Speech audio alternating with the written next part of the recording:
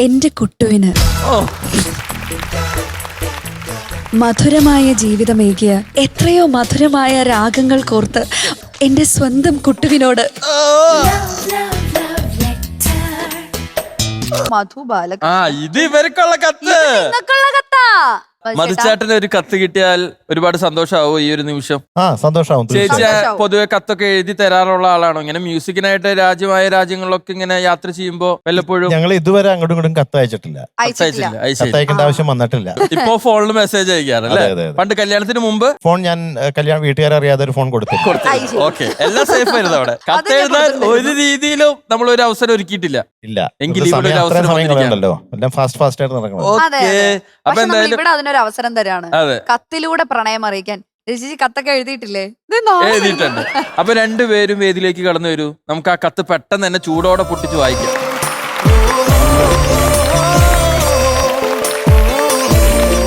അപ്പൊ മധുചേട്ടാ, ചേച്ചി മധുചേട്ടന് വേണ്ടി എഴുതിയ കത്ത് ദാ കയ്യിലുണ്ട്. അപ്പൊ ചേച്ചി ദാ. ഇതൊക്കെ അപ്പൊ സംഭവിച്ചു. അതൊക്കെ സംഭവിച്ചു. ചേച്ചിക്ക് ടെൻഷൻ ഒന്നും ഇല്ലല്ലോ? മീനാക്ഷി വായിക്കാവോ? ഞാനോ?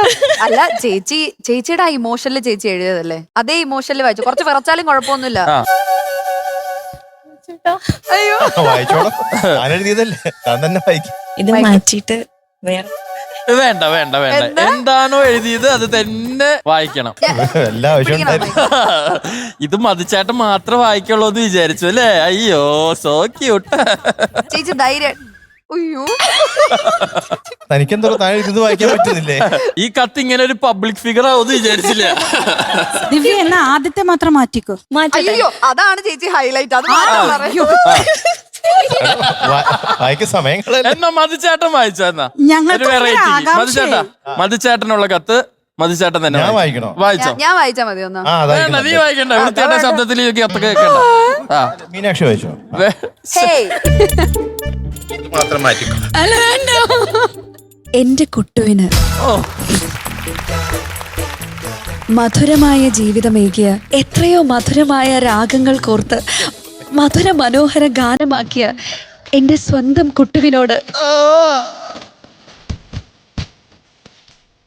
എന്നുമെന്നും തീരാത്ത സ്നേഹം മാത്രം. സ്നേഹസാന്ദ്രമായ ആ ഹൃദയം അറിയാനും കരുതലോടെ ആ സമീപനം എന്നും അനുഭവിക്കാനും മന്ദാര പൂമൂളി എങ്ങു നിന്നോ വന്ന പഞ്ചവർണ്ണക്കിളി,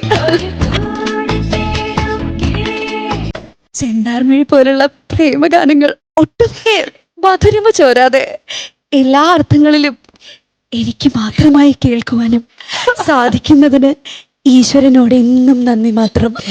ഏറെ സ്നേഹത്തോടെ കുട്ടുവിന്റെ മാത്രം കുഞ്ഞു.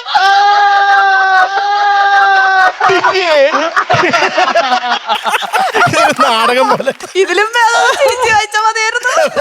ഇവളിച്ചിരി ഇമോഷൻസ് കൂടുതലിട്ടു ഇല്ല ചേച്ചി? ദിവ്യ പാട്ട് എഴുതാറുണ്ട്. ഇങ്ങനെ ഈ ലെറ്റർ ഇങ്ങനെ എഴുതുന്നു ഞാൻ വിചാരിച്ചില്ല. കുട്ടുവിന്റെ സ്വന്തം നല്ല കവിതയായിരുന്നു, നല്ല രസമുണ്ടായിരുന്നു. കവിതയോ? കാവ്യാത്മകമായിരുന്നു അത്. എനിക്ക് ഭാഗ്യം ലഭിച്ചതിന് ഞാൻ എന്നോട് തന്നെ നന്ദി പറയുന്നു. ഇതേപോലെ എഴുതി പെട്ടു എന്ന് തോന്നുന്ന ആരെങ്കിലും ഉണ്ടോ ഈ കൂട്ടത്തില്? ഇല്ലല്ലോ. ഓക്കെ, എന്താണ് ഈ കത്തിക്ക് കത്തിക്കോ ഈ കത്തിന് റിപ്ലൈ കൊടുക്കാനുള്ളത്? ഇങ്ങനെയൊക്കെ എഴുതി വെക്കുന്ന ഞാൻ വിചാരിച്ചില്ല. ദിവ്യയുടെ ഇതുവരെ കത്ത് കിട്ടാണ്ട് ഇങ്ങനെ ഒരു കത്ത് കിട്ടിയപ്പോഴേ ഇനി മേലാൽ.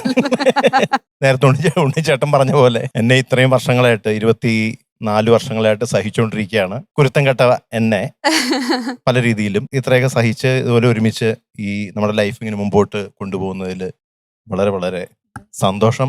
നന്ദി, നമസ്കാരം. നമസ്കാരം. എന്നാ ഒരു 2 പൂക്കളോടി നമുക്കൊന്ന് എക്സ്ചേഞ്ച് ചെയ്താലോ?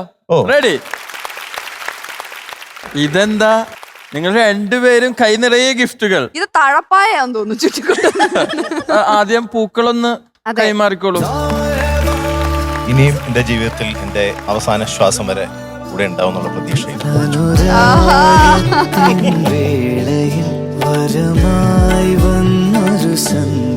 ഇത്ര ചമ്മി നാറി നിൽക്കുന്ന ഒരു അവസരത്തിൽ എന്താണ് ചേച്ചിക്ക് പറയാനുള്ളത്? മധുചേട്ടൻ ഇത്രയും നാണം വന്നിട്ട് ഞാൻ കണ്ടിട്ടില്ല ഈ വേദിയില്.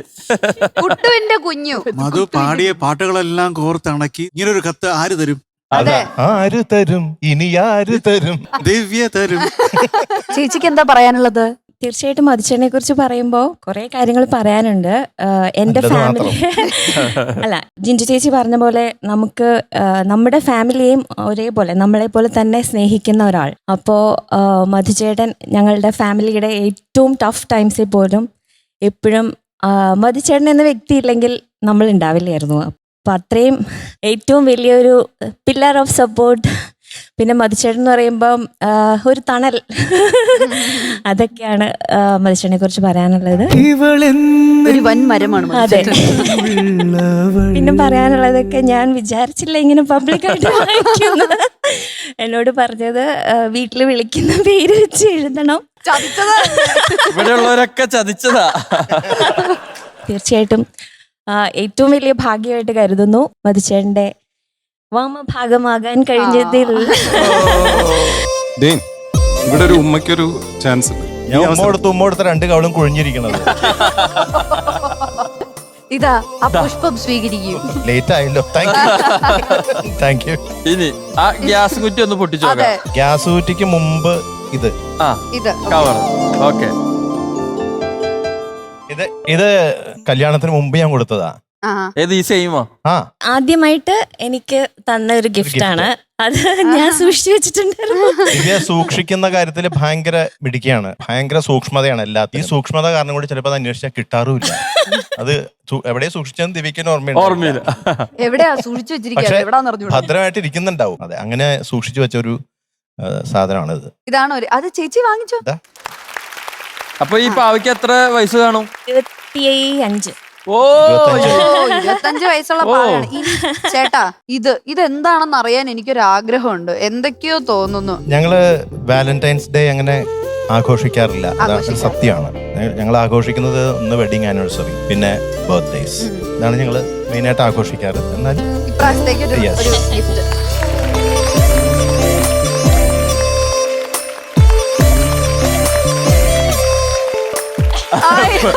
പ്രസവം എടുക്കുന്ന പോലെയാണ്.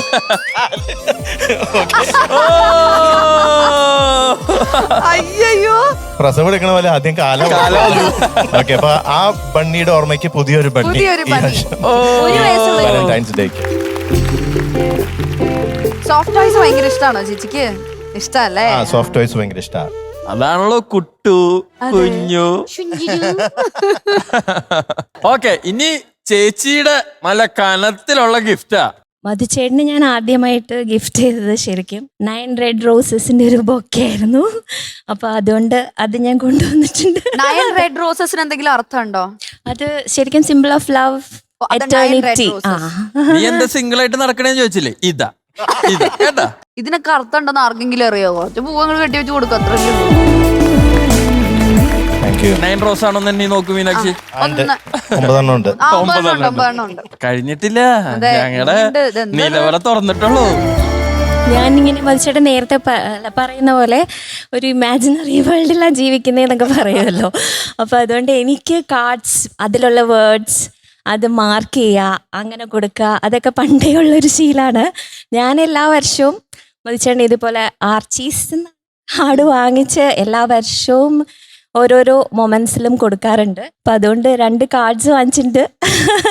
അതിൽ മധുചേട്ടൻ അറിയാൻ അതിൽ എല്ലാം മാർക്ക് ചെയ്ത് കൊടുക്കാറുണ്ട്. അപ്പൊ അതാണ്.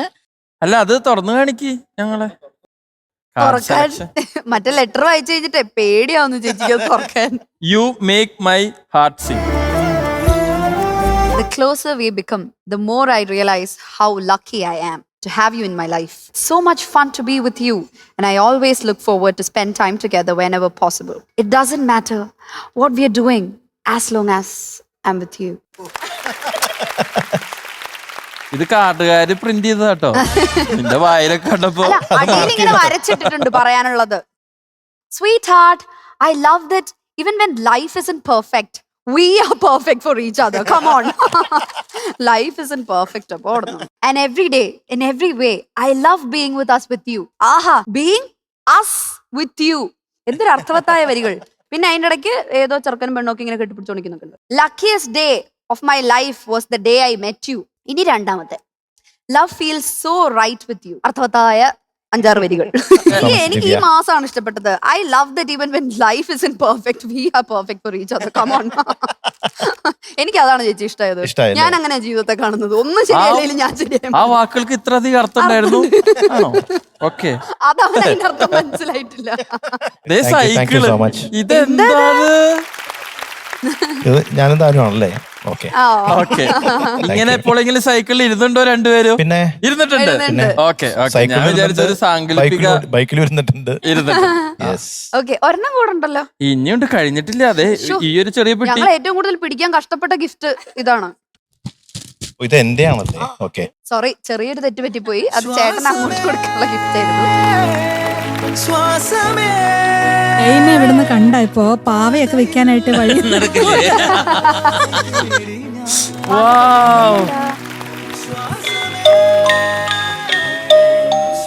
ഗിഫ്റ്റിലെ വരെ സംഗീതം. അതെ.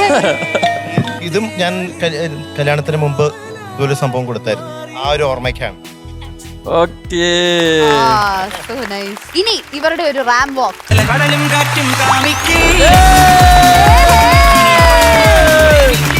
എന്നാ സ്റ്റൈല്, എന്നാ ഡ്രസ്.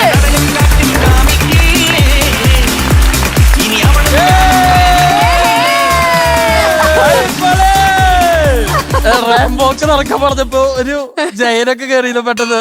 ആ നെഞ്ചുരിച്ച് നടക്കണ്ടേ?